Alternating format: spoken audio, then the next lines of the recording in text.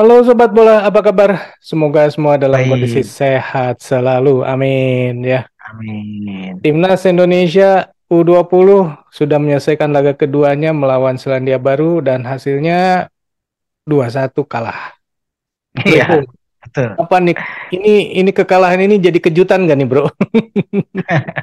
Sebetulnya ini bukan kejutan ya, karena kita juga sudah bisa menduga bahwa di pertandingan berikutnya, setelah pas pertandingan melawan Fiji, kualitas pertandingan akan meningkat. Hmm, Kita tahu bahwa Selandia Baru sebagai wakil dari Oseania dan biasanya mereka juga menjadi langganan kehadiran di Piala Dunia Under 20 gitu loh. hmm, Jadi apalagi di pertandingan kedua dengan Indonesia ini, skuad dari Selandia Baru itu lebih lengkap ketimbang saat mereka melawan Guatemala. hmm, Karena ketika mereka bermain dengan melawan Guatemala, pemain yang bisa hadir di pertandingan tersebut hanya sebanyak 14 orang. hmm, Jadi tiga sebagai pemain cadangan. hmm, Artinya ya, pelatih dari Selandia Baru tentu punya opsi yang lebih terbatas dalam menghadapi pertandingan melawan Guatemala. Berbeda dengan pertandingan melawan Indonesia karena hmm, ada pemain yang kemudian datang belakangan ya, yang 9 orang. Itu kan hmm, melengkapi skuad yang berjumlah 23. hmm, Nah, ini juga kan menjadi bagian dari cara pelatih Selandia Baru untuk mulai menyusun formasi yang mungkin bisa akan menjadi formasi yang definitif lah, katakanlah hmm, seperti itu untuk Piala Dunia di bulan Mei nanti. hmm, Nah, memang pada saat kalau kita lihat pertandingannya, Indonesia tetap dengan skema 3-5-2. Di situ ada Kakang, ada Robi Darwis dan Sultan Zaki hmm, sebagai pemain belakang bertiga. Kemudian dilapis oleh pemain-pemain di tengah seperti Zanadin Faris, Arkan Fikri, Ahmad Maulana, dan kiri dan kanan ditempati oleh Alfrianto Niko dan Frankie Misa. hmm, Depan ada Reza Aditya dengan Rabani Taslim.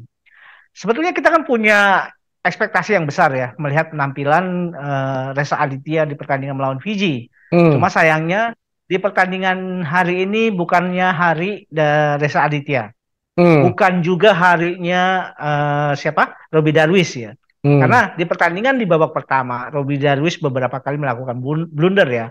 Walaupun blunder-blunder itu tidak menghasilkan gol dari Selandia Baru, tapi ini juga kan sebagai gambaran bahwa Robi Darwis ternyata masih punya masalah dengan penempatan posisi dan ketenangan dalam hal ini hmm, gitu. hmm, Nah, memang pemain New Zealand di babak pertama itu sepertinya mendapat arahan ya untuk tidak langsung melayani permainan tingkat apa permainan yang speed tinggi untuk melayani pemain-pemain Indonesia. Mereka lebih banyak bertahan.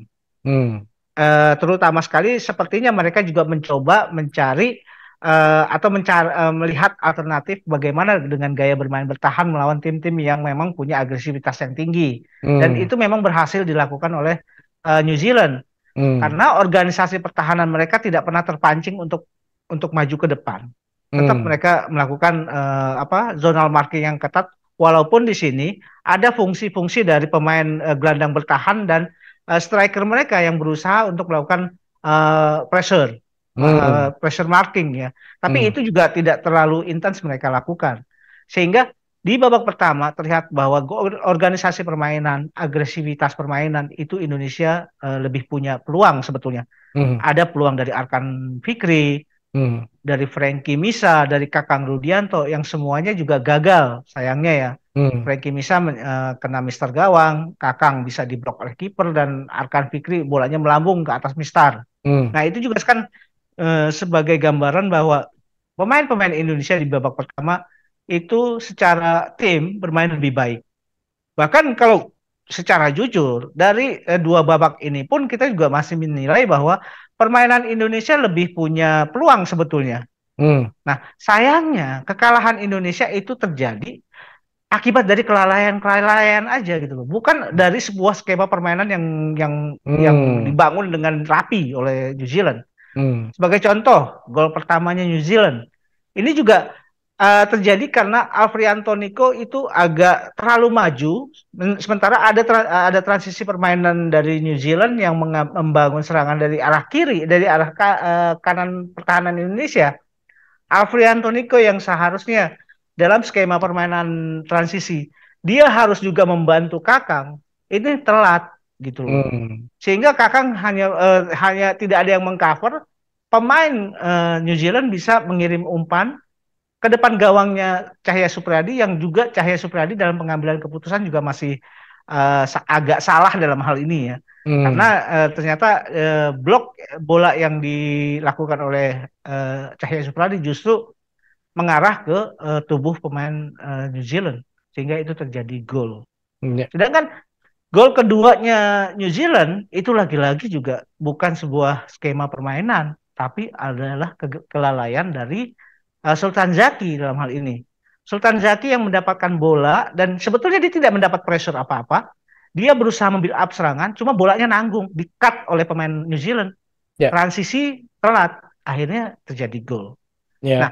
kalau dari secara garis besar, konklusinya ya, saya melihat bahwa permainan Indonesia itu jauh lebih menarik sebetulnya daripada New Zealand. Hmm. Cuma, yaitu tadi, efektivitas serangan kita yang kurang baik dalam hal ini. Ya. Dibandingkan dengan Fiji kemarin, kayaknya serangan kita itu efektivitasnya bagus ya. Kemarin itu di lawan lawan Fiji. Tapi di Ya. lawan Selandia Baru ini kedodoran. Saya melihat juga penyerang ya dari samping itu ketika Hmm. dapat bola dan harus adu lari kalah kita ya. Iya kan? Ya, itu tadi. Sebetulnya kan kalau permainan-permainan eh, permainan sepak bola tentu bukan permainan one on one ya. Mhm. Artinya kalau terjadi ada kelemahan seperti ini, itu juga kan harusnya ada yang mengcover dalam hal ini ya. Cuma Hmm. coveringnya ini kadang-kadang suka terlambat gitu loh. Hmm. Nah, tapi saya sih ingin meng-highlight bahwa di pertandingan ini pun seperti juga pertandingan melawan Fiji kemarin, itu juga terjadi banyak pergantian pemain di tim kita. Hmm. Kita lihat bahwa kemudian Muhammad Ferrari bisa turun menggantikan Robbie Darwis. Kemudian ada juga Alfian Toniko yang diganti Zaki Ashraf, dan banyak sekali pemain-pemain, bahkan Arkan Kakak juga akhirnya turun gitu loh. Tapi ini kan juga bagian dari caranya STY untuk melihat kemampuan dari semua pemain yang dia bidik Hmm. untuk tampil, untuk dia juga lihat performanya di pertandingan yang sesungguhnya. Nah, Hmm. sayang sekali memang gol yang ini dilakukan oleh Muhammad Ferrari itu terjadi di menit-menit akhir. Dan Hmm. ini satu lagi yang saya juga suka dari Muhammad Ferrari adalah bagaimana dia jadi pemain Indonesia yang paling sering melakukan gol dengan heading Hmm. kepala.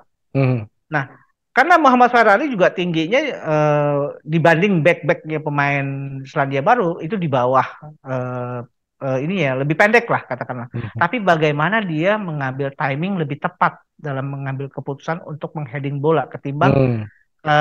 back-back dari Selandia Baru. Dan Hmm. itu dilakukan beberapa kali. Bahkan di Hmm. tingkat klub di liga dia juga beberapa kali melakukan heading yang bisa menciptakan gol. Dan Hmm. ini kan sebagai sebuah ini ya, sebuah senjata ya yang dimiliki oleh Ferrari, bahwa dia selain sebagai pemain bertahan yang cukup bagus dan punya orientasi permainan yang juga bagus, dia juga punya ternyata punya produktivitas kalau dalam hal permainan-permainan set piece yang mengandalkan bola-bola atas. Hmm. Ya. Dan di pertandingan ini juga ada kartu merah untuk Selandia Baru. Apa yang terjadi, Bro? Ini gara-gara pemain Indonesia lagi berusaha menyamakan kedudukan katakanlah ya. Pemain Selandia Baru buang-buang waktu, padahal dia juga sudah kena kartu. Hmm. Sampai padahal dia juga sudah diperintahkan oleh wasit untuk segera keluar, tapi dia Hmm. malah menghampiri temannya untuk memberikan ban kapten. Itu kan bagian dari ini ya, cara mereka Hmm. membuang waktu ya. Nah, Hmm. di sini juga ada reaksi yang kurang bagus juga ya dari Hugo Samir, yang mungkin terpancing juga karena Hmm. gregetan nih, Iya, buang-buang ikut-ikutan waktu. lah ibaratnya ya, ikut-ikutan. Akhirnya Hugo Samir kena kartu kuning, dianya kena kartu kuning yang kedua gitu. Hmm. Ya itulah, itu dinamika sebuah pertandingan yang seperti itu, karena intensitas pertandingan juga berjalan dengan bagus dan sangat menarik sebetulnya. Ya, ya. Jadi hasil 2-1 ini sebenarnya sesuatu yang biasa ya, Bro? Atau yang sudah bisa Ya, diperkirakan? Gini, ini kan pertandingan antara dua tim yang punya mungkin ya kualitasnya sama ya. Jadi Mhm, apapun yang bisa terjadi, mhm, hasilnya seperti apa, yaitu tadi bahwa di tingkat-tingkat permainan mungkin nanti ya di Piala Asia dan Piala Dunia, kelalaian dan kesalahan sekecil apapun itu bisa berakibat fatal.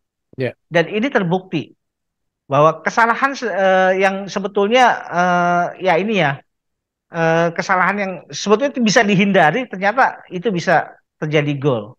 ya, Sayang sekali gitu loh. ya, Tapi ini adalah sebuah pengalaman yang sangat bagus bahwa Indonesia bisa menghadirkan tiga tim peserta Piala Dunia untuk melakukan mini turnamen dan kita juga punya gambaran dan punya pengalaman pemain-pemain muda kita ini bertemu dengan pemain-pemain yang tinggi besar. Ternyata mereka juga punya kualitas yang ya sama dengan pemain-pemain Selandia Baru gitu loh. mhm, Cuma mhm, memang pemain Selandia Baru ini lebih lebih ini aja, lebih sabar bermainnya. Saya ya. lihat sih seperti itu. Di babak kedua itu kayaknya transisi dari negatif ke positif tuh lambat ya. Jadi sayang sekali banyak yang andaikan Indonesia bisa mempercepat transisinya, mungkin akan bisa melahirkan gol lagi tuh. Sayang juga sih. Perhatikan itu nggak, bro? Ya memang gini, transisi permainan kan juga itu membutuhkan apa ya kualitas fisik yang juga cukup prima ya. Hmm, Apalagi di pertandingan-pertandingan ini Indonesia dalam posisi tertinggal. Tentu ini juga membawa pressure yang juga cukup cukup ini ya, cukup menekan lah katakanlah seperti itu. hmm, Jadi kalau memang transisi ini ada keharusan untuk bisa menghasilkan sebuah gol, itu juga cukup membebani. Akhirnya pemain-pemain mengambil keputusan yang serba terburu-buru. Itu hmm. yang akhirnya bisa eh, terlihat bahwa efektivitas serangan dari transisi negatif ke positif itu menjadi terbuang gitu loh, Ya, bro. ya. Oke, Sobat Bola, itulah obrolan kita mengenai laga Indonesia melawan Selandia Baru dan hasilnya Indonesia kalah tipis 2-1 ya. Sobat sendiri puas gak melihat permainan Indonesia di laga ini? Puas tidak puas silahkan tulis di kolom komentar. Sekian dulu obrolan kita kali ini, kita lanjut di video yang akan datang. Sampai jumpa. Bye. Thank you, bro.